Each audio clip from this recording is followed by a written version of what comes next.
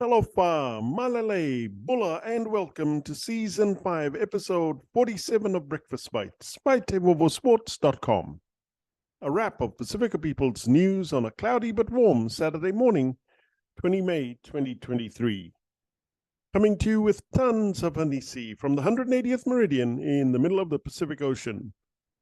In rugby, the Crusaders and the Blues won in Super Rugby Pacific last night.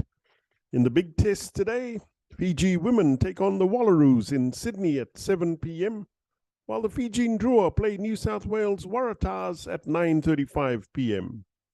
And in England, Twickenham hosts the HSBC London Sevens tonight, where the key games to watch: from 8:39 p.m, Australia versus Spain, 9:01 p.m, France versus Samoa, 9:23 p.m, Ireland versus Fiji, and at 11:13 p.m, Uruguay versus Tonga, and 11:47 p.m, Australia versus Samoa. Fiji versus Argentina at 12:53 a.m, Tonga versus Kenya at 1:59 a.m, Samoa versus Spain at 3:08 a.m, and if you're still awake, France versus Australia at 3:30 a.m, Fiji versus Japan at 4:07 a.m, and New Zealand versus South Africa at 5:33 a.m. More on rugby in my new Background Buzz segment at the end of this podcast. In Rugby League, oh my goodness, who writes this script? Rugby League, you beautiful thing. Fox League's Andrew Voss said in commentary as the Dragons responded to Anthony Griffin's midweek sacking with a 24-22 win over the Roosters in the final 20 seconds of their game.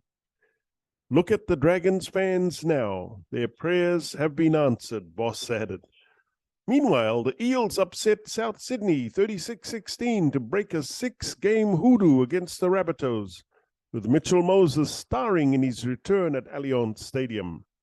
Moses controlled the game with his kicking, and his halves partner Dylan Brown was even better in a man-of-the-match display. In football, Major League Soccer officially unveiled its 30th team on Thursday in San Diego. We scouted the globe for the right opportunity with soccer, and San Diego ticked all the boxes, said team chairman Mohammed Mansour. His investment firm, Man Capital, an early investor in Facebook, Uber, Airbnb, and owner of one of the world's largest logistics companies, also owns a Danish Superliga club. Mansour will co-own the team with the Sicuan band of the Kumeyaay Nation and San Diego Padres third baseman Manny Machado, currently playing out a US $350 million contract, will also own a part of the team. The club will pay a US $500 million expansion fee, shattering the US $325 million MLS record set by Charlotte in 2019. In the NBA, the Los Angeles Lakers blew a big opportunity to take a game on the road against the Denver Nuggets in their Western Conference Finals series yesterday, narrowly going down 108-103. The loss sees the Lakers fall into a 2-0 hole as the series moves back to Los Angeles. Miami, meanwhile, beat the Celtics in Game 1 of their NBA Eastern Conference Finals. In sports biz, Roger Federer's on-holding sneaker company saw substantial growth with net sales soaring 78% year-on-year in the first quarter to US $469 million, and gross profit doubled to $273 million US. But greedy investors wanted more. Its share price slumped 9% after the results were released. Finally, in boxing, Kiwi Samoan Joseph Parker is ready to push back towards world heavyweight contention next Wednesday night in Australia, all thanks to his close mate, the Gypsy King. 100% at ringside for Parker's showdown with Fainga Django Opelu in Melbourne. Okay, sports fans, on Background Buzz today, I take a closer look at two key rugby events involving Australia their men's team at the HSBC London Sevens, and their women's 15s team, the Wallaroos, against Fijiana.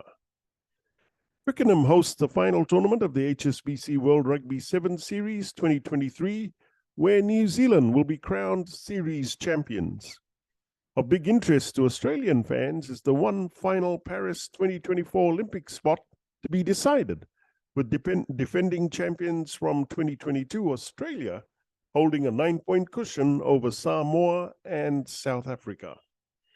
In another key matchup, Canada, Kenya, Tonga, and Uruguay are also playing in the London Sevens, fighting for the 12th and final core team spot in the World Rugby 7 Series 2024.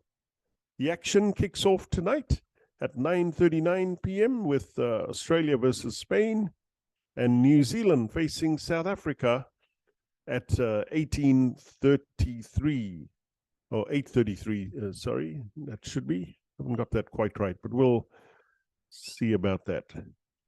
In the final match of the day, so that'll be early in the morning. I think it's 5:33 p.m. a.m. Sorry, Fiji time on Sunday morning. Meanwhile, closer to home in Sydney tonight, the 5th-ranked women's test team in the world, Australia, on 78.0 points, takes on Fiji, ranked 17th on 58.33 points.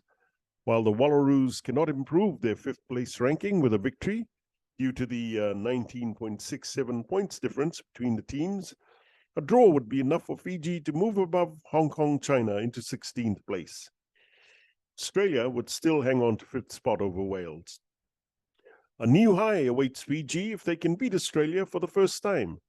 They will climb 2 places to 15th with a win, with a further place possible if the winning margin is more than 15 points, as this would also lift them above Russia. So, go girls, go. And that's a wrap.